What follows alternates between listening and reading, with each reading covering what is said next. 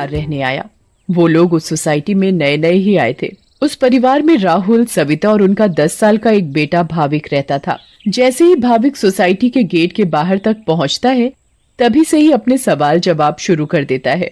वाह पापा, ये कितनी सुंदर सोसाइटी है। क्या हम इसी सोसाइटी में रहेंगे? हाँ हाँ बेटा, हम लोग इसी सोसाइटी में रहेंगे। देखो तो हमारा भाविक कितना खुश नजर आ रहा है। अब तो मेरे यहाँ पर नए नए दोस्त बनेंगे, इतना मजा आएगा। हाँ हाँ बेटा, बहुत मजा आएगा। चलो अब अंदर चलो। जैसे ही वो लोग सोसाइटी के अंदर कदम रखते हैं, तभी जोर जोर से हवा चलने लगती है और भाविक को कुछ अजीब सा महसूस होने लगता है।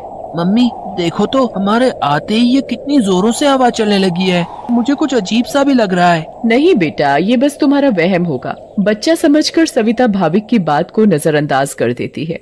वो लोग अपने फ्लैट पर पहुंचते हैं। चलो चलो, अब आप दोनों जल्दी से फ्रेश हो जाओ, सोने का समय हो गया है। हाँ, क्योंकि कल मुझे इंटरव्यू के लिए भी जाना है। भाविक, राहुल और सविता कमरे में जाकर सो जाते हैं। ऐसे ही चलते चलते उन्हें 1 महीना बीत जाता है। एक दिन राहुल का बॉस उसे ऑफिस के काम से सूरत जाने को कहता है। ये तो कितनी अच्छी खबर है। मैं ये बात सोसाइटी जाकर सविता और भाविक को बताऊंगा, तो वो दोनों भी बहुत खुश हो जाएंगे। राहुल घर जाकर ये बात सविता और भाविक को बताता है। सविता, ओ सविता, कहाँ हो तुम? तुम्हें एक खुशखबरी देनी है। अरे हाँ हाँ, क्या हुआ? इतना क्यों चिल्ला रहे हैं आप? हाँ पापा, क्या हुआ? आप इतने खुश क्यों नजर आ रहे हो? अरे खुश ना हो तो क्या करूं, बात ही ऐसी है। अब आप बताएंगे भी, क्या बात है? मुझे मेरी नौकरी की तरफ से सूरत ले जा रहे हैं। बहुत बड़ा प्रोजेक्ट है। अगर सब अच्छे से हो गया तो क्या पता वहाँ से आने के बाद मेरा इंक्रीमेंट भी हो जाए। अरे वाह, ये तो बहुत अच्छी खबर है। वाह पापा, आप तो सूरत जा रहे हो। मैं भी जाऊंगा, मैं भी जाऊंगा। बेटा, मैं तुम्हें अपने साथ नहीं ले जा सकता। और सविता, तुम मेरा सामान पैक कर दो। मुझे आज ही रात 12 बजे तक निकलना है। मैं बस कुछ ही दिनों के लिए जा रहा हूँ। सविता राहुल का सामान पैक कर देती है और राहुल उसे रात 12 बजे सूरत के लिए निकल जाता है। चलो भाविक, अब तुम भी जल्दी से दूध पीकर कमरे में सोने चलो। ठीक है मम्मी। सविता और भाविक अपने कमरे में चले जाते हैं। सविता तो सो जाती है, मगर भाविक को नींद नहीं आती। बहुत तेज बारिश होने लगती है। भाविक बालकनी में जाकर खड़ा हो जाता है और बारिश के मजे लेने लगता है। वाह, कितना सुंदर नजारा है। भाविक की नजर अचानक सामने वाले फ्लैट पर पड़ती है, तो वहाँ एक मोमबत्ती जल रही होती है। ये क्या है? ये सामने से कैसी रोशनी दिखाई दे रही है? ऐसा लग रहा है जैसे कोई मोमबत्ती जली हुई हो। अगर जब से हम यहाँ आए हैं तब से तो ये फ्लैट बंद पड़ा है। भाविक को फिर अचानक से एक औरत चलती हुई दिखती है। अरे ये औरत कौन है? कहीं यहाँ कोई भूत तो नहीं? मम्मी, मम्मी, भूत, भूत, मम्मी, मम्मी बचाओ, मुझे बचाओ। क्या हुआ बेटा, क्या हुआ? तुम इतना क्यों घबरा रहे हो? मम्मी, वो भूत, भूत। क्या बोले जा रहे हो तुम? ठीक से बोलो, मुझे कुछ भी समझ में नहीं आ रहा है।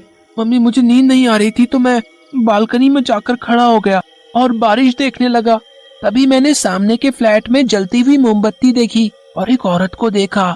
नहीं बेटा, ये भूत वूत कुछ नहीं होता। ये तुम्हारे मन का वहम है। नहीं मम्मी, मैं सच कह रहा हूँ। नहीं बेटा, चलो अब सो जाओ, रात बहुत हो रही है। नहीं, मैं आपको लेकर जाता हूँ। अच्छा चलो, दिखाओ कहाँ है भूत। फिर भाविक सविता को बाहर लेकर जाता है।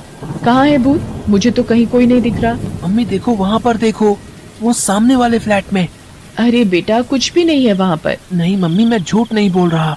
अच्छा ठीक है ठीक है, चलो अब जल्दी कमरे में जाओ और सो जाओ। फिर वो दोनों कमरे में जाकर सो जाते हैं। भाविक, अब तुम्हें डरने की कोई जरूरत नहीं है। मैं तुम्हारे साथ सो रही हूँ ना, अब तुम आराम से सो जाओ। अगली सुबह भाविक सोसाइटी के दूसरे बच्चों से मिलता है। तुम सबके नाम क्या है? मेरा नाम पिंकू है। मेरा नाम सोनू है।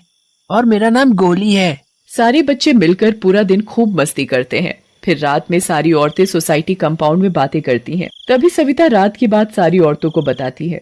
दूसरी ओर भाविक और उसके सारे दोस्त लुका छुपी खेल रहे होते हैं। पिंकू गिनती करना शुरू कर देता है। तभी सारे बच्चे इधर उधर छिप जाते हैं, मगर भाविक खेल खेल में अपने फ्लैट के सामने वाले फ्लैट के दरवाजे तक पहुंच जाता है। उसे ये पता नहीं होता कि ये वही फ्लैट है जिसमें कल रात उसने एक औरत को जलती हुई मोमबत्ती के साथ देखा था। अरे ये दरवाजा तो खुला हुआ है और यहाँ तो कितनी सारी लाइटें हैं। चलो अब मैं जल्दी से इस घर में छिप जाता हूँ ताकि मुझे कोई ढूंढ ही ना पाए। वो जगह ठीक है, मैं उस कमरे में जाकर छिप जाता हूँ। भाविक जैसे ही उस फ्लैट के कमरे की ओर जाने लगता है, वैसे ही बाहर की सारी लाइट्स लुप लुप होने लगती हैं। ये क्या हो रहा है यहाँ पर? अचानक ये लाइटें लुप लुप कैसे होने लगी? भाविक इधर उधर देखने लगता है। तभी भाविक की नजर दरवाजे के ऊपर पड़ती है। ये दरवाजे के ऊपर क्या लिखा हुआ है? भूत! मम्मी, मम्मी बचाओ बचाओ! भाविक चिल्लाते हुए सोसाइटी कंपाउंड में जा पहुंचता है। अरे, ये आवाज तो भाविक की लग रही है। ये तो भाविक की ही आवाज है। भाविक की आवाज सुनकर सारी औरतें और आदमी कंपाउंड में जमा हो जाते हैं। तभी वो देखते हैं कि सामने से भाविक भागते भागते चला आ रहा है। मम्मी, मम्मी, वहाँ सच में वहाँ भूत है। क्या हुआ बेटा भाविक? हाँ बेटा, क्या हुआ? तुम इतने घबराए हुए क्यों लग रहे हो? हाँ बेटा, कुछ तो बताओ। कहीं तुमने फिर से सामने वाले फ्लैट में भूत तो नहीं देख लिया? भूत? भूत? कहाँ है भूत? मैं छुपने के लिए एक फ्लैट में चला गया क्योंकि उसका दरवाजा खुला हुआ था। मैंने वहाँ लिखा देखा। क्या लिखा देखा और कहाँ देखा? कि यहाँ से चले जाओ वरना मैं तुम्हें मार दूंगी।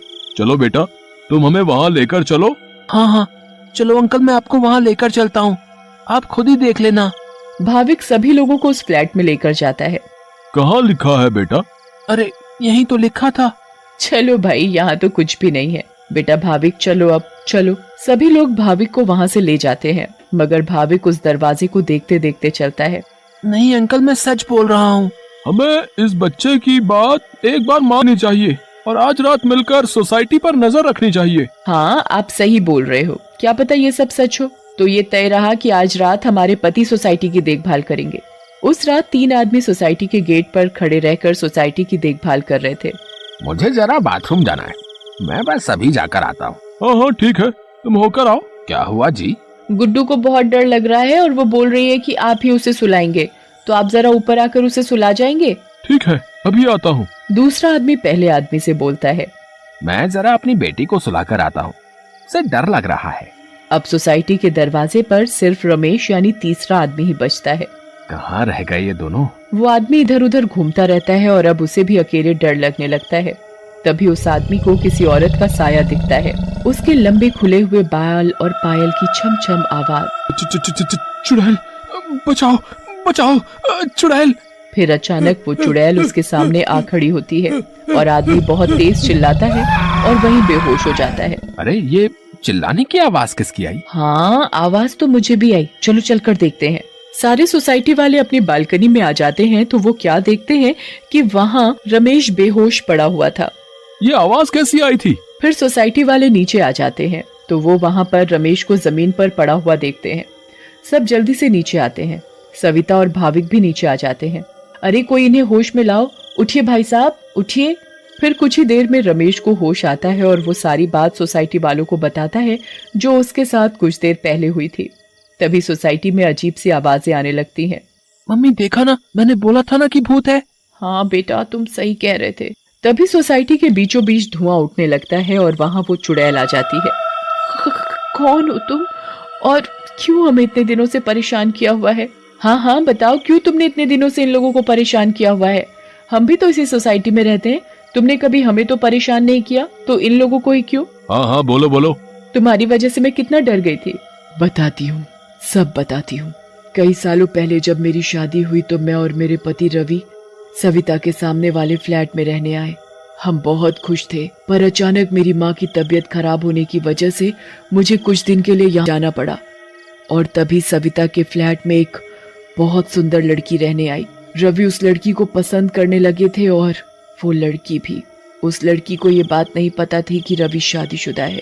मैं जब वापस आई और मुझे ये सब पता लगा तो मैंने रवि को समझाने की बहुत कोशिश की, बहुत लड़ाई की, पर वो नहीं माने। रवि मुझे छोड़कर उस लड़की से शादी करना चाहते थे और एक दिन रवि और वो लड़की चुपके से अचानक कहीं चले गए। मैंने उन्हें ढूंढने की बहुत कोशिश की मगर वो मुझे कहीं नहीं मिले। और एक दिन मैंने उन दोनों को बाजार में साथ देखा। उन दोनों ने शादी कर ली थी। मैं भागते हुए घर आई और ये बात मुझसे बर्दाश्त नहीं हुई और उसी रात मैंने फ्लैट से कूदकर अपनी जान दे दी। और उस दिन से इस फ्लैट में किसी को रहने नहीं देती जिसमें सविता और उसका परिवार रहता है। हमें बहुत दुख हुआ सुनकर जो भी तुम्हारे साथ हुआ, पर इसमें मेरे और मेरे परिवार का क्या कसूर है? हाँ आंटी, आप तो अच्छी आंटी हो, ऐसे कैसे कर सकती हो? चुड़ैल भाविक की मासूमियत देखकर पिघल जाती है। ठीक है, अब मैं तुम लोगों को कभी परेशान नहीं करूंगी। ऐसा कहते ही वो चुड़ैल हवा में गायब हो जाती है और कभी किसी को परेशान नहीं करती।